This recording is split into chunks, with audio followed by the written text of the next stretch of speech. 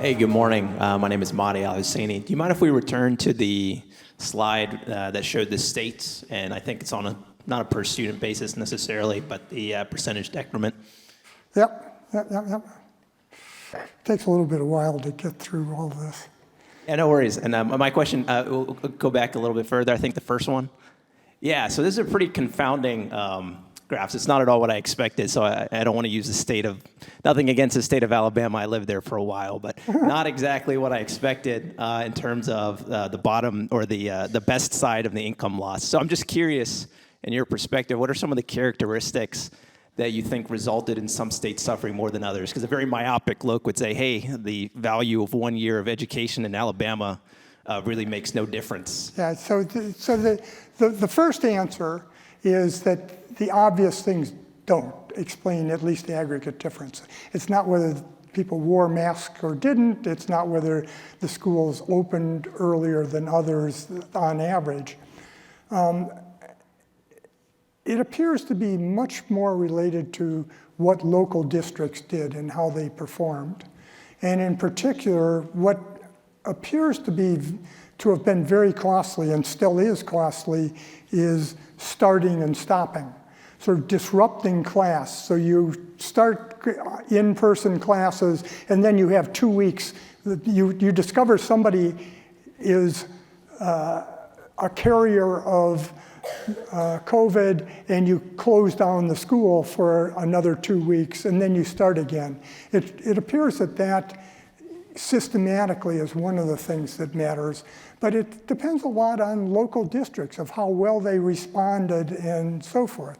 So we know, for example, that on average, charter schools managed to turn around what they were doing very quickly, and the public schools next to the charter schools didn't in most states. There's a nice study that was done here at Hoover of surveying schools in New York State, and the charter schools within a week were back into operation. I mean, not in-person class, but having a remote program. They had lunch meals for kids and so forth, and the public schools were much slower. So it was the nimbleness, in some sense, of the individual schools, as best we can tell. But it's hard to systematically look at this. There's a microphone. If you're endowed with a microphone, you get to stand up and talk. You can wave at the people in the back who are helping. Thank you so much for speaking with us today. My name is Cameron and I'm from Ohio. In regards to your stance that we must increase teacher quality, what are your thoughts about Florida's policy to allow unlicensed people with college degrees to teach K through 12 even without teaching backgrounds? I think it's good if they're good teachers. What it turns out is that we know that there are really large differences in the effectiveness of teachers. You all know. I mean, why do I say that to you guys? You obviously know that. But it turns out that when you do the research, it's not very systematic in terms of any background characteristics, and it's not systematic in terms of whether they're certified or not. Some people are just better at it than others. And it's hard to predict, actually, before somebody's in the classroom who's going to do well in the classroom. You have to actually observe. So there are two different ways of thinking about policies of teachers. One is increase the standards that you have to meet to be a teacher, increase the requirements for going to school and the certification requirements, and bring in a better stock of teachers. The other way is lower the standards for who becomes a teacher and make it harder to stay in teaching. The first way is increase the standards but make it easy then to stay in teaching. It makes sure that nobody leaves. The other is make it easier to get into teaching, but harder to continue in teaching. I'm obviously part of the second group, which is a minority opinion among policymakers, I should say. Hi, my name is Leela. I'm from Arizona. And I was curious about your comment on the 10% of students that did better during the pandemic than after. So I guess my first question is how you measured that. And then secondly, are there like similar characteristics among that group or lessons we can glean to, I think before the pandemic, we weren't super happy with our education system either. So are there lessons we can actually improve upon from that? Sure. I mean, the first answer is, if you array just scores as we've done, the people at the top end are more advantaged than the people at the lower down, measured by income, parental education, intact families, and so forth. And that's what you see is that at the top end are people that are on average better off. But there's nothing very systematic that we know about that group because they haven't been studied in terms of did their parents provide them lots of extra support materials, did they organize local pods to teach things and hire outside teachers. We don't know that. We can make our guesses. And you're absolutely right. Before the pandemic, we wanted to do something about our schools to improve them. You probably realized when I gave my solution at the end to use the more effective teachers more intensively and the less effective teachers less intensively, that's something that maybe we could lever out of the pandemic, but it's something to improve the schools in general. That's what we want to do before the pandemic. And in some sense, look, the pandemic is a sunk cost in some sense. That's not going to change. The question is, can we make our schools better and make up for that, which would also have the advantage of making schools better in the future? Who's got it? Hello. Thank you for coming to speak with us today, Professor. I recently read an article by your colleague here at Stanford, Professor Linda Darling-Hammond, and she traced California's learning losses during the pandemic and said that they were smaller comparatively than other states, especially in reading. And she traced that better performance comparatively to the 30% increase in funding allocated to schools under Governor Newsom. I was wondering what you thought about that. I guess we have to be polite to our colleagues.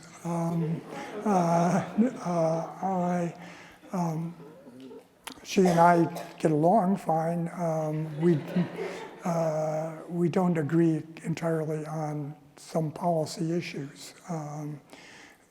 California is now a reasonably high spending state, and it does in fact come below the state average, below the national average in terms of performance of students, even adjusting for the fact that it has generally what you might call a more difficult to educate population, more disadvantaged population.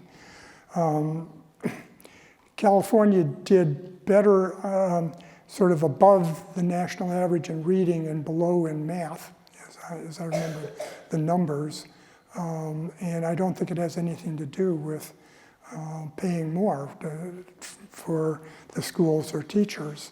What the California did, we're going to get off track here if I go too far, but they changed from a very bizarre funding system to one that was more uniform across the districts based upon the student populations. But it didn't eliminate all the other regulations and restrictions on the schools in California, which are monumental. And I don't think that we got very good results from changing that funding pattern. Because local schools didn't have many options of what to do, even though they got more money. The teachers were happier because their salaries went up. Good morning. Sorry, I've stood up a few times. My name is Bailey McNitt. I'm from Annapolis, Maryland, so this was a sobering way to start my morning, for sure, seeing Maryland at the bottom of that graph. and rather depressing. One of the things that I spent my time during COVID doing was volunteering with something that initially was a homework club and then became more of a substitute for school for disadvantaged students in my community. And now it is still continuing to this day to continue to be kind of a tutoring beyond school, whatever you'll call it. So I'm wondering what you think the role of communities, and particularly community-based organizations, might be in this extra tutoring or beyond school learning. So I think community organizations have been extraordinarily important, particularly over the pandemic. They've been called out to do more things, and to the extent that they've kept going, I think that's been good. I've been talking about what goes on in the schools, but it's clear that the schools are a minor part of the day for most people. The families and the communities are an important part. In fact, historically in educational research, the story is family background matters a lot. It's just that in general, we don't know how to change family background, and things like these community organizations are ways that we can start changing the effect of family background for kids. If they're disadvantaged kids that don't see their parents or don't have intact families and so forth, you can substitute by community organizations. We've never figured out how to organize that very well, and that's the problem. It's not a sort of scalable solution in the sense that we can find ways to mobilize the entire country to take care of that, or mobilize the entire state of Maryland to take care of it. We might be able to do it at Annapolis. Thank you, Dr. Hanushek. I'm from Cleveland, Ohio. I'm in Teach for America there, and I teach middle school. One problem I had recently was that I chose not to join the Cleveland Teachers Union. For a variety of reasons, the Cleveland Teachers Union failed to go back to hybrid when the rest of the state did.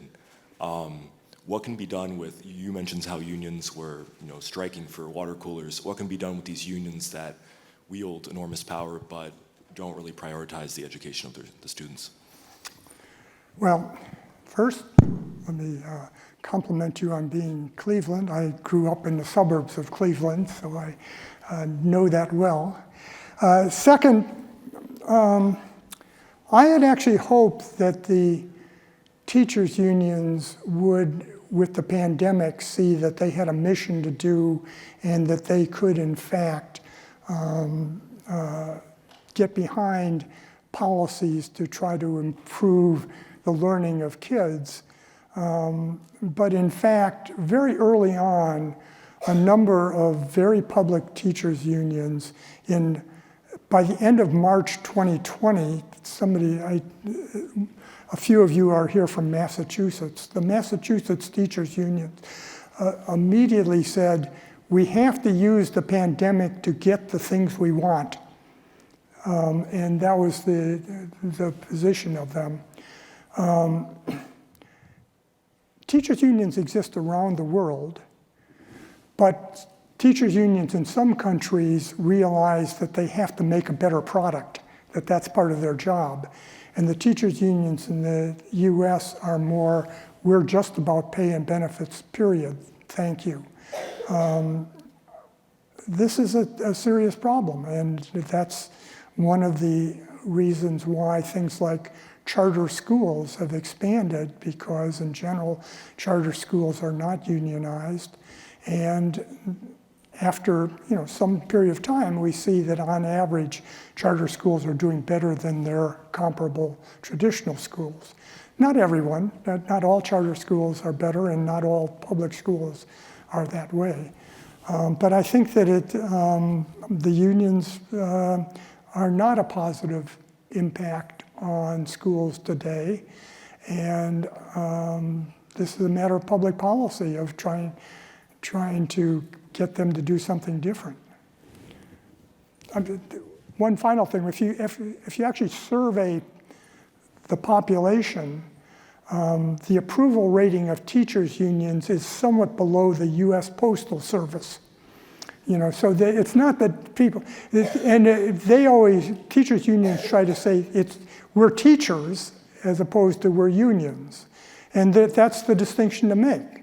We have some very good teachers, Ch.4 America and others, and they're not the unions and so on.